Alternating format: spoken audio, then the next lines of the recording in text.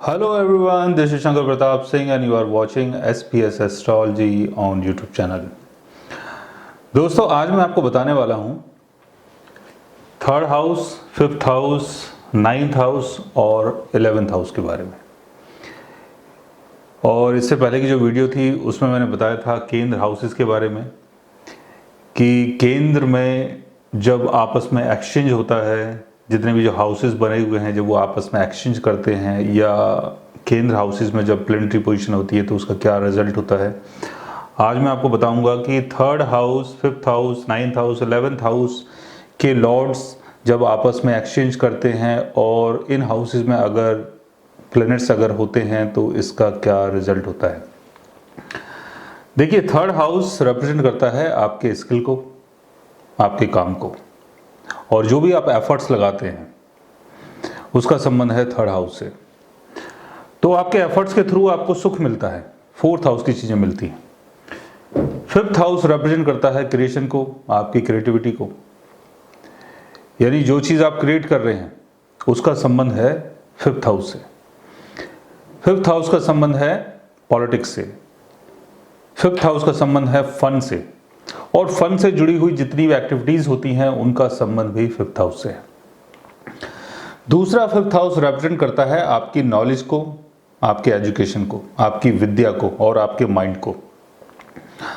अगर एजुकेशन अच्छी होगी, नॉलेज अच्छी होगी, दिमाग अच्छा होगा तो सिक्स्थ हाउस की चीजों में आप पारंगत रहेंगे।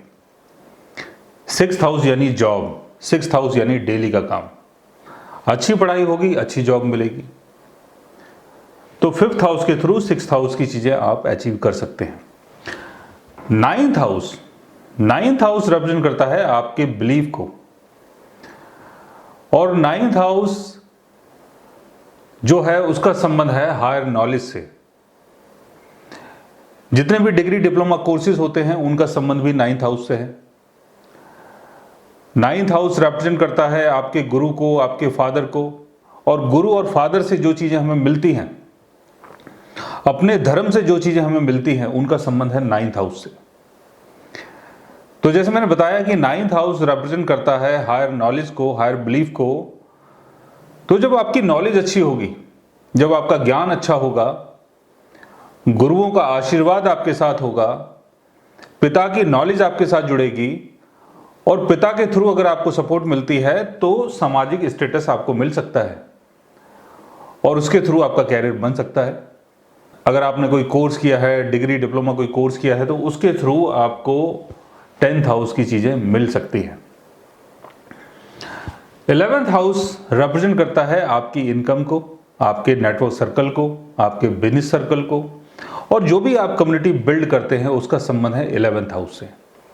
11th हाउस के थ्रू आप मॉनेटरी गेन करते हैं, पैसे अर्न करते हैं अलग अलग सोर्सेज से। तो ये भी आपका एक प्रकार का स्किल हुआ।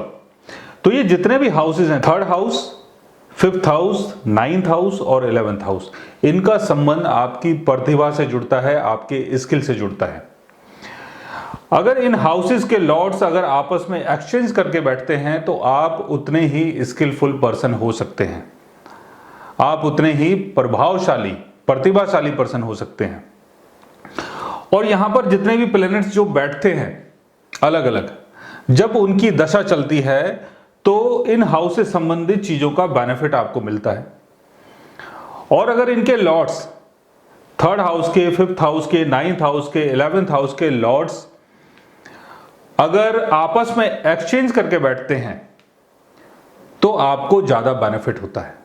जैसे फिफ्थ हाउस का लॉर्ड अगर 11th हाउस में आता है तो क्रिएटिविटी के थ्रू गेन, थर्ड हाउस का लॉर्ड अगर 11th हाउस में आता है तो आपके स्किल के थ्रू गेन, नाइन्थ हाउस का लॉर्ड अगर 11th हाउस में आता है तो आपकी नॉलेज के थ्रू गेन। इसी तरीके से फिफ्थ हाउस का लॉर्ड अगर थर्ड हाउस में जाता है तो फिफ्थ हाउस का लॉर्ड जब थर्ड हाउस में जाएगा तो ये अपने से 11th में जाएगा, यानी क्रिएटिव चीजों के थ्रू गेन। फिफ्थ हाउस का लॉर्ड अगर नाइन्थ हाउस में आएगा तो भाग्य का साथ भी आपको मिलेगा, किस्मत का साथ भी आपको मिलेगा। और नाइन्थ हाउस का लॉर्ड अगर थर्ड हाउस में जाता है तो आप अपनी नॉलेज को, आप अपनी नॉलेज को पब्लिक के सामने रिप्रेजेंट कर सकते हैं।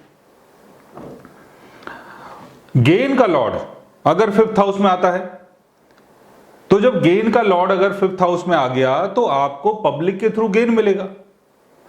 आपका जो भी नेटवर्क सर्कल है उसकी सपोर्ट के थ्रू आप 5th हाउस की चीजों को अचीव कर पाएंगे। 11th हाउस का लॉर्ड अगर 3rd हाउस में जाता है तो दोस्तों की हेल्प के कारण, अपनी कम्युनिटी की सपोर्ट के कारण आपका जो स्किल है वो चमक सकता है। यानी जो भी आपके अंदर स्किल है, जो भी आप काम करते हैं, काम जानते हैं, उसमें आपको मॉनेटरी गेन हो सकता है। तो 3rd house, 5th house, 9th house और 11th हाउस में जितने ज्यादा प्लैनेट्स होते हैं उतने ही ज्यादा आप प्रभावशाली होते हैं, और उस प्रभाव के कारण जो भी आपका प्रभाव है, जो भी आपका स्किल है, जो भी आपका क्रिएशन है, जो भी आपकी नॉलेज है, या जो भी आपने समाज में क्रिएट किया है, उन सब चीजों के थ्रू आपको बेनिफिट होता है या हो सकता है। 3rd हाउस का लॉर्ड अगर उसकी दशा चलती है तो आपको 3rd हाउस की चीजें मिल सकती हैं, लेकिन इसके साथ साथ आपको यह भी देखना है कि 3rd हाउस का लॉर्ड जो है वो बेनिफिक हाउस में होना चाहिए। जैसे 5th हाउस का लॉर्ड अगर 3rd हाउस में गया है और 3rd हाउस का लॉर्ड अगर आपका 11th हाउस में है तो बहुत अच्छा योग है। 9th हाउस का लॉर्ड अगर 11th हाउस में गया है और 11th हाउस का लॉर्ड अगर 5th हाउस में है तो बहुत अच्छा योग है। तो इसी तरीके से अगर ये आपस में एक्सचेंज करके बैठते हैं और इनके ऊपर अगर डिफरेंट हाउसेज में अगर अलग अलग प्लेनेटरी पोजीशन होती है और जब उनकी दशा चलती है तो जो आपका प्रभाव है वो दिखता है, और आपका जो स्किल है वो भी दिखता है, आपका जो क्रिएशन है वो भी दिखता है। तो 3rd house, 5th house, 9th house और 11th हाउस जो है ये आपको प्रभावशाली बनाते हैं और स्किलफुल बनाते हैं, और इसके थ्रू आप अपने जीवन को चला पाते हैं। जो भी आपकी नॉलेज है, जो भी आपका स्किल है, उसी के थ्रू आप लाइफ में तरक्की करते हैं।